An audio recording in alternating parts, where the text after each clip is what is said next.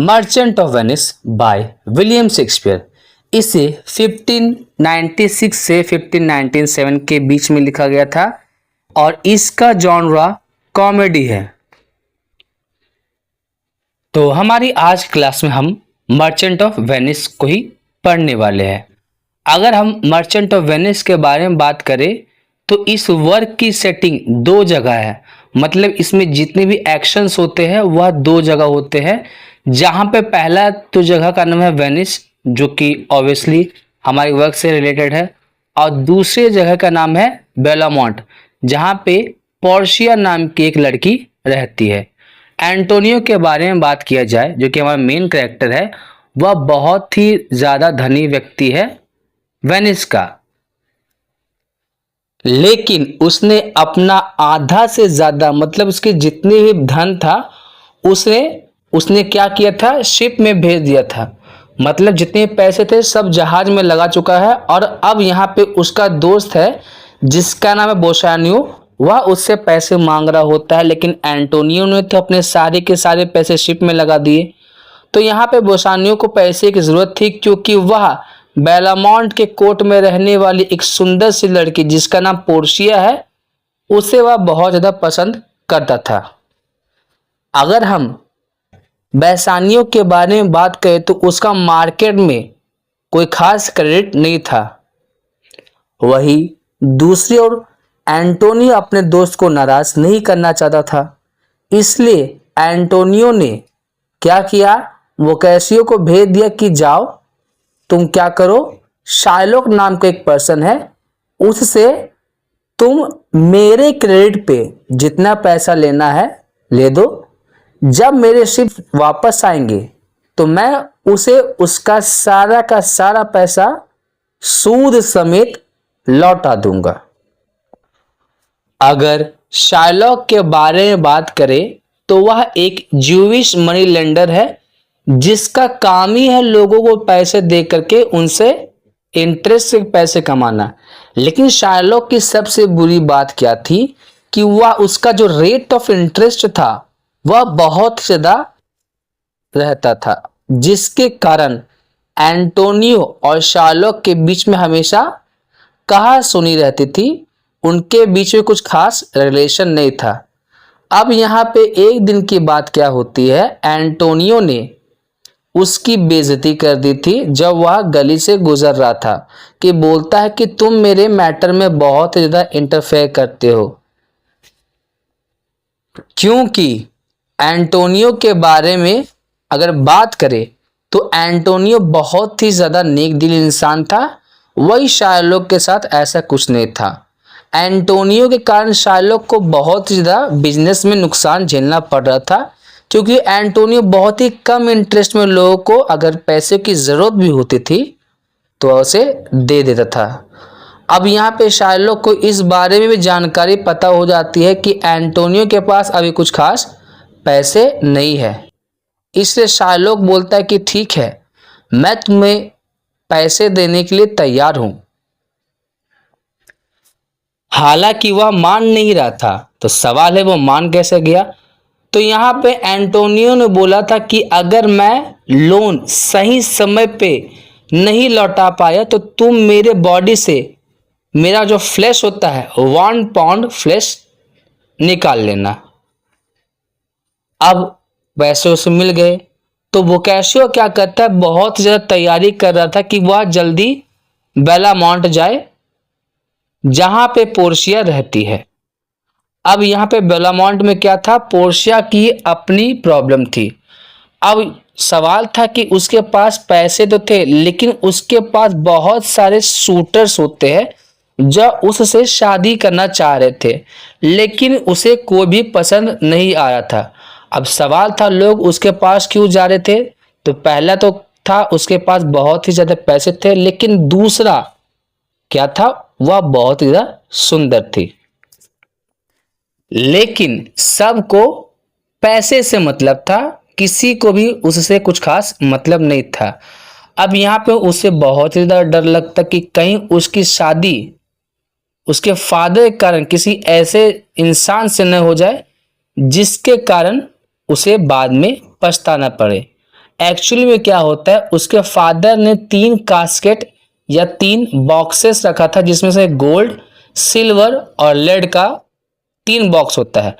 अब जो व्यक्ति सही बॉक्स को चुनेगा या सही कास्केट को चुनेगा, उस जिसमें पोर्शिया की फोटो होगी, तो पोर्शिया की शादी उसी से होगी। तो यहाँ पे क्या होता है, पोर्शिया ने तो यह उम्मीद ही छोड़ दिया था कि उसे अपने मन के अनुसार उसे जो पति चाहिए वो मिलेगा। अब यहाँ उससे 2 शूटर्स और मिलने के लिए आते हैं। एक होता है मोरक्को का और दूसरा होता है अरागोन का। अरागोन के बारे में बात करें तो वो स्पेन का ही पार्ट है। तो दोनों ट्राई करते हैं लेकिन दोनों फेल। और फिर उसके बाद यह चैलेंज बोसानियो को मिला होता है। अगर पोर्शिया के बारे में बात करें तो पोर्शिया को यह बात पता था कि बेसानियो उससे प्यार करता है और वह भी बेसानियो से प्यार करती थी। अब वह इस बात को भगवान से मना रही है कि वह एकदम करेक्ट जो बॉक्स है वह चुन ले, और ऐसा ही होता है। अब इसके बाद दोनों एक दूसरे से रिंग एक्सचेंज करते हैं। वही दूसरी ओर बोसानियो का एक कंपेनियन था, एक साथी था जिसका नाम ग्रेटियानो था।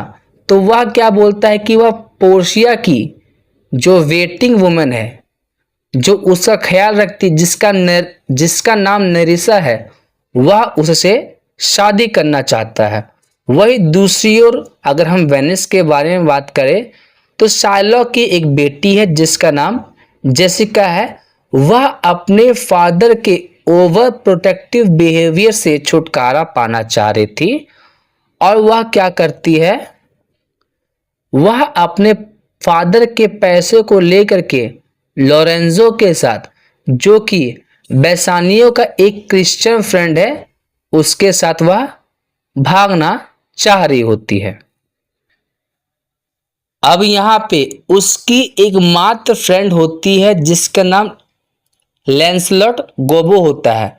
तो जब सारे के सारे लोग चले जाते हैं तो लैंसलॉट लोबो भी क्या करते हैं, वह भी उसे छोड़ के चली जाती है। किसके पास, बोसानियो के पास, कि वह बेसानियो के यहाँ पे ही काम करेगी। अब यहाँ पे जेसिका अपने आप को एक बॉय की तरह ट्रांसफॉर्म कर लेती है और अपने फादर के जितनी भी ज्वेलरीज थी, जितने भी पैसे थे, उसको लेकर के वह वहां से भाग जाती है और फिर लोरेंजो के साथ शादी कर लेती है। अब यहाँ पे शार्लॉक के साथ प्रॉब्लम क्या था कि वो ज्यूइश था और उसको क्रिश्चियन तो बिल्कुल ही पसंद नहीं थे। तो जब शार्लॉक को पता चलता है कि उसकी बेटी लोरेंजो के साथ शादी कर चुकी है जो कि एक क्रिश्चियन है, और वह कहीं ना कहीं इनडायरेक्ट तरीके से बेसानियो का दोस्त है, तो इसे इस बात से बहुत ज़्यादा दुख होता है। साथ ही साथ उसे इस बात का भी दुख होता है कि उसकी बेटी भी चली गई और उसके ज्वेलरीज भी चली गई। अब यहाँ पे क्या होता है, उसे किस बात का दुख था कि शार्लॉक की बीवी ने, मतलब जेसिका की माँ ने, जो अंगूठी रखी थी जेसिका के लिए, वह भी जेसिका वहां से लेकर के चली गई थी। लेकिन उसे इस बात की खुशी होती है जब उसे पता चलता है कि एंटोनियो का शिप समुद्र में पूरी तरीके से गुम हो चुका है, और अब उसके पास समय था कि वह एंटोनियो के द्वारा जितने भी उसका नुकसान हुआ था वह उसका बदला ले।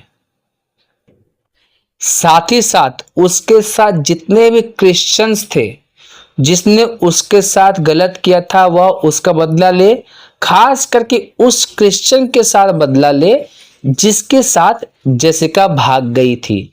अब सवाल है वह कैसे बदला लेगा, तो 1 पाउंड फ्लेश उसके बॉडी से निकाल करके वह बदला लेने वाला है। अब यहाँ पे शार्लॉक और एंटोनियो ड्यूक ऑफ वेनिस के पास जाते हैं अपने केस को लेकर के। वही बेसानियो और ग्रेटियानो के बारे में बात करें तो वह भी वेनिस के लिए निकल जाते हैं अपनी अपनी पत्नियों को बेलामोंट में छोड़ करके, क्योंकि अब उनके दोस्त एंटोनियो की उनकी जरूरत थी।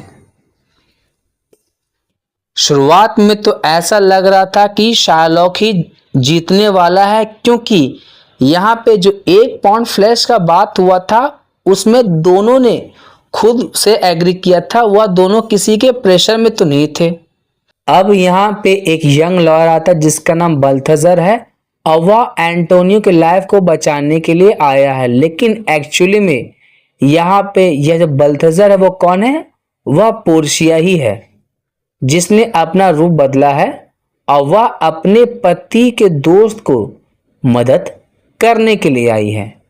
अब यहाँ पे वह बहुत ही ज्यादा शार्लॉक को मनाने की कोशिश करती है कि वह एंटोनियो को बख्श दे, वह एक अच्छा इंसान बने, लेकिन शार्लॉक ऐसा नहीं करता है। अब यहाँ पे अंत में थक हार करके पोर्शिया बोलती है कि ठीक है, वह जो कॉन्ट्रैक्ट था उसे मुझे पढ़ने के लिए दिया जाए।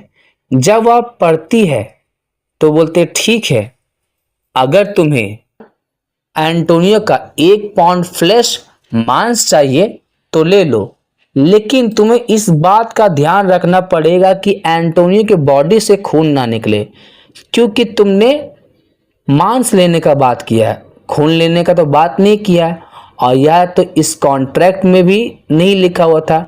अब क्योंकि यहाँ पे यह इम्पॉसिबल था कि आप किसी के बॉडी से मांस निकाले और खून भी ना निकले, तो यहाँ पे शार्लॉक बहुत ही बड़ी दुविधा में फंस चुका था, क्योंकि शार्लॉक के इंटेंशंस क्या थे कि वो फ्लैश निकालेगा और इस तरीके से निकालेगा कि अंत में एंटोनियो की मौत हो जाए। तो इस बात का पता जब ड्यूक को चलता है तो यहाँ पे उसे क्या पता चलता है कि शार्लॉक उस मर्चेंट को मारने की कोशिश कर रहा था।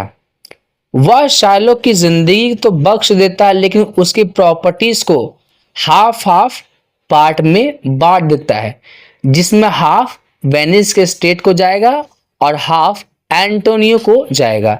अब यहाँ पे एंटोनियो को जो प्रॉपर्टी का शेयर मिला था वह उसे जेसिका को दे देता है और यह डिमांड करता है कि शार्लॉक को क्रिश्चियनिटी एक्सेप्ट करना पड़ेगा।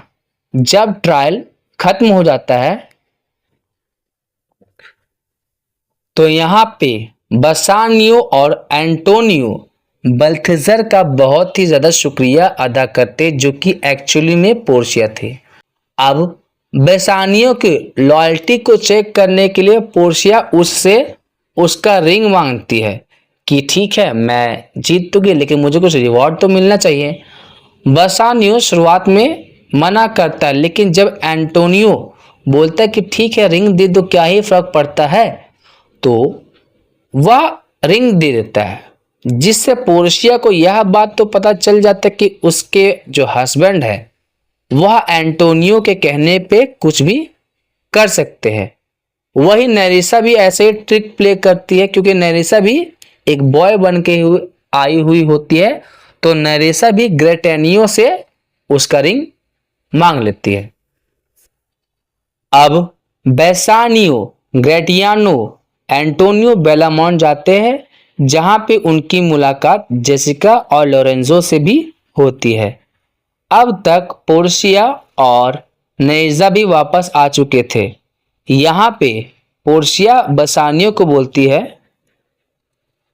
कि उसे जो रिंग थी, जो उनकी शादी की जो निशानी थी, उसे बल्थेजर से मिली है, क्योंकि बल्थेजर ने उसे बोला कि अगर तुम्हें यह रिंग चाहिए तो तुम्हें मेरे साथ सोना पड़ेगा। वही नेरेसा भी ग्रेटियानो को यह बात बोलती है। अब इस बात को सुन करके बसानो और ग्रेटियानो पूरी तरीके से गुस्सा हो जाता है, जब तक पोर्शिया उन्हें रियलिटी नहीं बताती है। और फिर उसके बाद पूरा का पूरा जितने कपल्स थे सब खुशी खुशी अपने अपने घर चले जाते हैं। अब